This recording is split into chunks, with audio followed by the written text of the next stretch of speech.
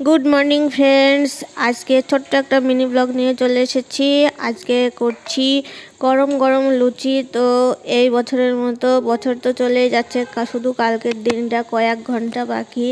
তো শেষবারের মতো এই বছরের লুচি আর আলুর তরকারি খেয়ে নিচ্ছি। তো আলুর তরকারি আর লুচি আমার তো ভীষণ প্রিয়। তো ফুলকপি আলুর তরকারি তো আরও বেশি প্রিয়, কিন্তু ফুলকপি আলু দিয়ে আর করলাম না, শুধু আলু দিয়েই করলাম। সেটাও কিন্তু ধনেপাতা টমেটো এইসব দিয়ে করেছি, ভালোই হয়েছে। তবে একটা জিনিস কি, টুকটাক করে কিছু খেতে খেতে তখন আর খিদে পায় না, এই হচ্ছে কথা। তো যাই হোক, এই যে দেখাচ্ছি আপনাদের লুচি ভাজছি।